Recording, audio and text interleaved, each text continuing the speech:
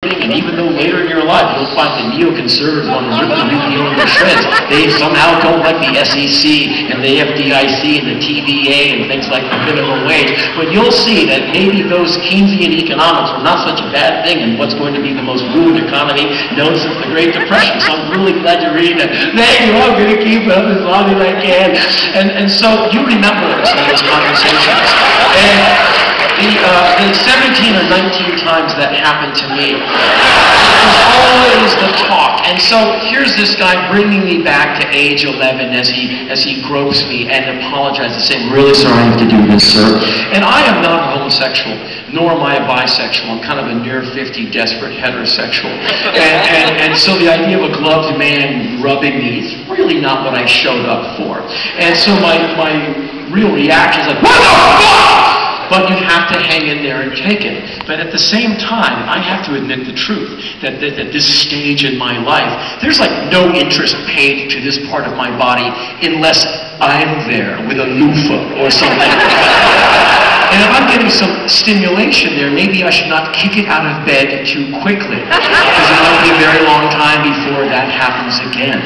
And so maybe I should just like drop my whole straight guy baggage and just admit the truth that it feels okay. And so now my test becomes don't show visible signs of arousal, which is a challenge. You know, you're like, death, mortgage, death, taxes, cancer.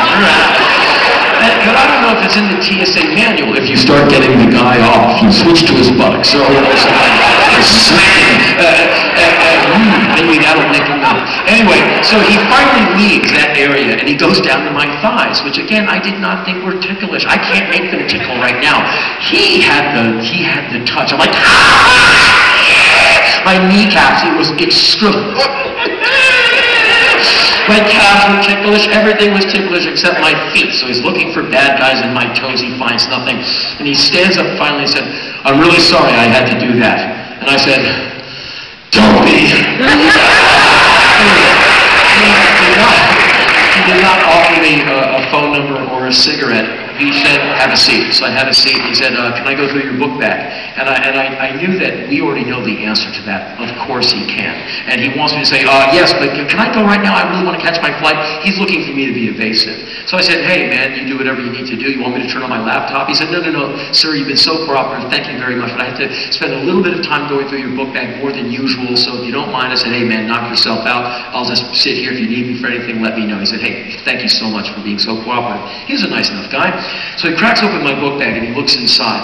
And in my book bag, I have a laptop and several notebooks. I'm not a very good typer, and I usually end up just like backspacing and correcting misspelled words more than getting any actual work done. So I write frantically in notebooks. And due to the appalling nature of the Washington, D.C. public educational system of the late 60s, no one taught me cursive. And so I write in uppercase 12-point Geneva type, which is the most inefficient way to suffer the English language. What have you been doing for the last hour and a half? Trying to get to the end of the sentence. I would if you would stop talking to me. And so you can do a lot of stuff and not get a whole lot done, but that's my story and I'm sticking to it. And I have different notebooks for different purposes. And I have one notebook that is especially assigned to the wretched human truths of my life. And I can fill up one of these 200-page composition tablet notebooks that I buy from CVS because I like the density of their paper more than any other drugstore chain. I have tried them all. I spend a lot of time on my own, can you tell? Anyway, and so he pulls out that notebook. I'm like, oh no, because every page is completely embarrassing. "I am Sylvia Plath's lab experiment come to life. I am suicide on 2 feet. Everything is black. The world is black, black, black, black." And all of you have a notebook like that, or a file on your computer, or a compartment in your mind, and if anyone reads this stuff, they get to be oh so judgmental. And so he pulls out that notebook and he says, "So you're a singer, right?" And I said, "Not to anyone who has good taste in music." He said, "Hey, you're funny. Is this your lyric book?" I went, "No." He said, "Well, I have to read some of it." I'm like, "Okay." He cracks it open and he reads the first sentence. I see his face contort. He's like, I'm like, oh no, here we go. And then he starts reading like half out loud. And then he gets kind of into it. You know, he forgets where he is. He reads loud enough for other TSA officials to stop doing what they're doing and crowd around and, you know, for the public reading. I used to think I was a man, but now I see that I am the abyss, covered in withered, scarred human hide. People are obscene. They'll eat anything. They only get married because they're afraid of death, and they need the shackles of a Judeo-Christian ritualized contract to bind them together, again, afraid of death. They only breed to distract themselves from their shitty lives so they can make small images of themselves with blank slate minds that they can pollute, pervert, and corrupt in their own shitty self-image. Humanity is a lie. Humanity is the end of humanity. Friendship is a curse, and shackles around the ankles of true artistic achievement, unbridled imagination, and real adventure. Again, cowardice and fear of death. I have no real friends that I trust besides North, South, East, and West, the seasons, and mathematics. Everything else is a con. What's up with you? I don't know, I'm mad at that stuff. We've got our eyes on you when you hear it. I put all my stuff back in the book bag and I'm allowed to go hither and yon. And a couple of weeks later, I'm back at LAX and I check in and I'm getting my boarding pass and I look over to the side and there's a man getting his boarding pass and I recognize him but I don't know where from. I've not met him but I've seen him and I hear him speak and I recognize the voice but I just can't place him. It really gets to me. And I'd love to walk over and say, excuse me sir, where do I know you from? But the true answer to that is, how the hell should I know?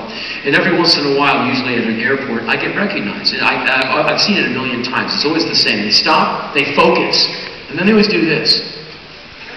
So they're always shorter than they thought I was going to be. And they come over, and they say, where do I know you from? And what can I say? I'm like, I don't know. And I give them this resume of my dubious achievements. In this film, I was eaten by wolverines. Another one, I was eviscerated by bulls, believe it or not. And in this one, an elevator smashed me into pieces. I got the juice wrong, and it looked kind of fake when it happened. No, not that one. Well, I've been on this and that. I narrated that, and no. Wait a minute. Wait. I saw you on David Letterman. No, we tried to get me on Letterman, but their people said I wasn't famous enough and never to call back again. Went, did I see you on Jay Leno? Yeah, I was on Jay Leno. Oh, that's right, I remember seeing you on Jay Leno. You were on with Catherine Zeta-Jones. Oh, she was so beautiful, so talented, so wonderful. And she stood up to give you the hug and the air kiss, and you didn't know what to do. And you started going like this, and your face was facing the camera, and you looked like you wanted to jump out of your own skin. Oh, it was so hilarious. Me and my friends laughed about that for days. You're a lot shorter than I thought you'd be. Well, see you later. Like, fine. And so I'm not going to ask that guy that question. And so he gets his boarding pass and he gets in line to go meet security. And a few minutes later, I'm behind him with several people between us. And one guy turns around, sees me, taps his friends on the shoulder, and I see my name being lip synced.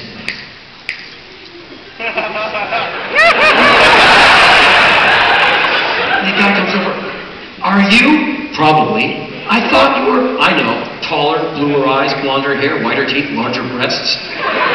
No, I just thought you were taller. They never get the rest of it. And the guy said, can I do a photo with you? This also happens a lot too, which means I'm going to give my cell phone camera to my girlfriend or wife, who's not a person who lacks the ability to take a photo, but she has a different model of phone and doesn't know how to work this one. And the guy will shake my hand, hold on to my hand like it's a fucking bear trap, throw his arm around me, and that's going to be the shot. Meanwhile, the nice gal is trying to figure out how to work the phone. Honey, I just took a photo of my thumb. Okay, I'm sorry. Yeah, I'm on Pete's phone. Hey, yeah, this is Dolores. I'm sorry. I just called your brother, and I think I'm shooting a video now. And meanwhile, Our hands are perspiring. I can smell the omelet on his breath. Grab that larynx, twist it. Meanwhile, I see people looking, oh, look, there's Henry Rollins and his gay lover in many ways. Send that into TMZ, they'll be laughing about it by